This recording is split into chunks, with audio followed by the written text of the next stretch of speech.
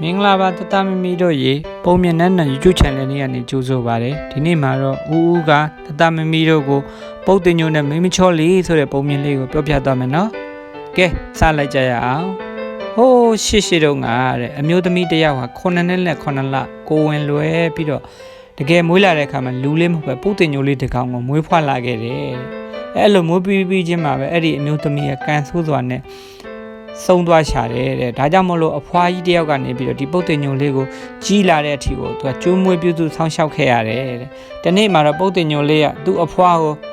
တောင်ရရာတိချင်းရောက်လာပြီးအဖွားကြီးတောင်ရခုတ်ဖို့အတွက်နေရာတနေရာသွားရှာပေးပါအောင်လို့ပြောလိုက်တယ်တဲ့အဖွားကလည်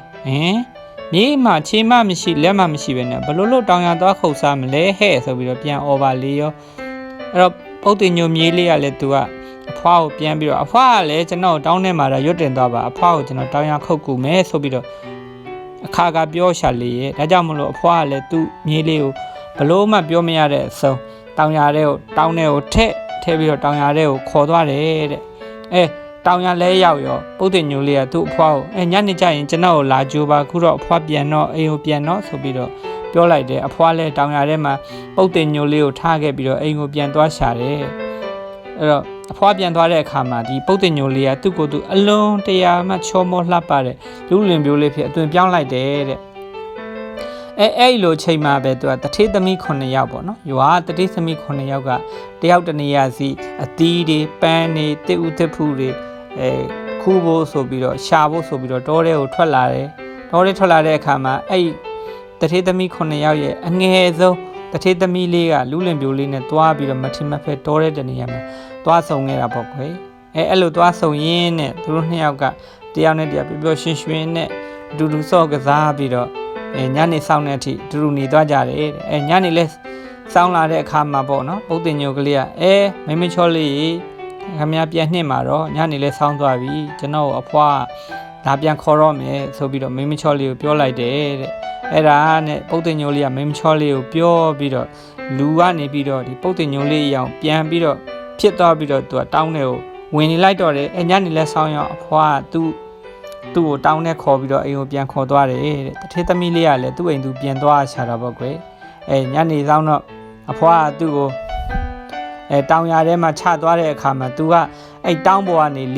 လေးခြုံလိုက်တာပေါ့ရွှီဆိုလေးခြုံလိုက်တာနဲ့သူကတောင်ရတွေကသူ့အလိုလိုသူတောင်ရခုတ်ပြီးသားဖြစ်သွားတာပေါ့နော်သူကအဲ့လောက်ကိုစွမ်းတာနံပါတ်1သူကဘာဖြစ်တော့သူကလူရောင်ဆောင်တတ်တယ်အလွန်ချောမောတဲ့လူရောင်ဆောင်တတ်တယ်နံပါတ်2သူကတောင်ရကိုသူ့ရဲ့လေးခြုံတန်လေးနဲ့ပဲသူကခုတ်နိုင်တယ်တဲ့တထေးသမီးလေးကလည်းအိမ်ကိုပြန်သွားပြီမဲ့ပုတ်တင်ညိုလေးကိုအမြဲတမ်းတတိယနေတာပေါ့ဒီနေ့မှပုတ်တင်ညိုလေးကအဖွားကိုဘာပြောလဲဆိုရင်အဖွားရေမိမတယောက်တော့သွားရှာပေးပါလားလို့ပြောတယ်အဖွားကလည်းဟဲ့ငါမြေးရဲ့သူများတွေလို့မင်းကခြေလက်မှမရှိတာဘသူကမင်းကိုချစ်မှလဲဆိုပြီးတော့ပြန်ပြောပါလေရောအဲ့တော့အဖွားကလည်းသွားတာတော့ပါအဖွားရကျွန်တော်ကိုဒီတောင်းထဲမှာထည့်ပြီးတော့ရွာစဉ်ရုပ်ကိုပေါက်ရှောက်ပြီးတော့မေးပေးပါဆိုပြီးတော့အဖွားကိုမိမရှာဖို့ပူဇာခိုင်းတာပေါ့နော်ပူဇာတာပေါ့အဲ့ဒါနဲ့အဖွားလည်းဘလို့မှပြောမရတဲ့အဆုံးသူကမိမပြိုလေးတွေကိုတယောက်ပြီးတယောက်အဖွားရဲ့မြေပုတ်တင်လေးကိုဘသူယူမှလဲဆိုပြီးတော့မိမချောလေးတွေကိုတယောက်ပြီးတယောက်မေးရရှာတာပေါ့အဲ့ဒါနဲ့မိမပြိုလေးတွေကလည်းအဖွားကိုကြည့်ပြီးပုတ်တင်ညိုကြီးကိုဘလို့လို့ချစ်ရမှာလဲပုတ်တင်ညိုကိုချစ်ရင်ကျမတို့မိုးရိုးပြမှာပေါ့လို့အဖွားကပြန်ပြောကြတယ်တဲ့အဲ့ဒါနဲ့အဖွားလည်းနောက်တစ်ရွာကိုသွားပြီးတော့မိမချောလေးတွေကိုပြန်ပြီးတော့တွေ့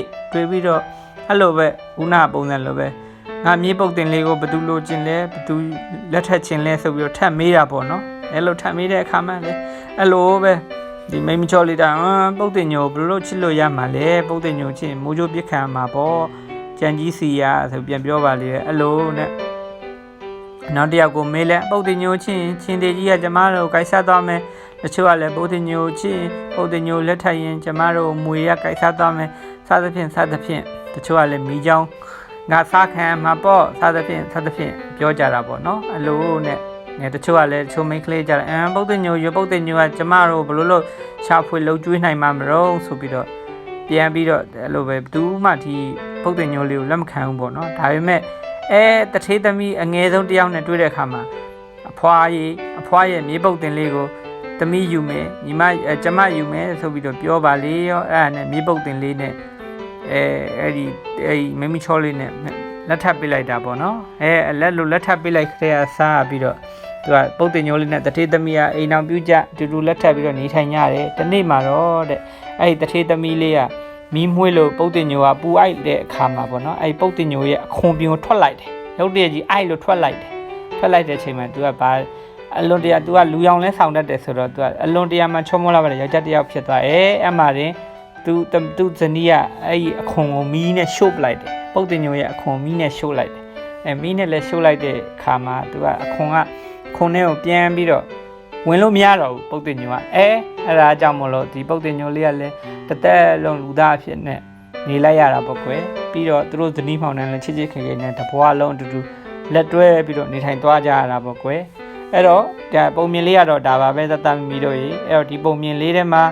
ပုတ်တင်ညိုနဲ့ဒီမိမိချောလေးဟာမထင်မှတ်ဖက်တော်တဲ့နေရာမှာစုံနေပုတ်တင်ညိုကလူရောင်ဖန်ဆင်းတတ်တယ်ပြီးတော့သူတို့နှစ်ယောက်လက်ထပ်ကြတယ်လက်ထပ်ပြီးတော့ဒီနေ့မှာဒီပုတ်တင်ညိုလေးကလူဖြစ်ပြောင်းတဲ့ချိန်မှာဒီတထေးသမီးလေးကပုတ်တင်ညိုရဲ့အရေးကိုအခွန်မီးနဲ့ရှို့လိုက်တယ်မီးနဲ့ရှို့လိုက်တော့ပုတ်တင်ညိုလူသားလေးကလည်းပုတ်တင်ညိုပြန်မဖြစ်တော့ဘူးအဲ့တော့လူသားအဖြစ်နဲ့ပဲတထေးသမီးလေးနဲ့အတူဇနီးမောင်နဲ့အတူတဘောအလုံးလက်တွဲသွားကြတာပေါ့ကွယ်ကဲတမီတို့ရေဒီနေ့တော့ဒီလောက်ပါပဲเนาะနောက်ထပ်ပုံမြင်နေအများကြီးဦးပြောပြအောင်မယ်เนาะဒီနေ့တော့တတ်တာ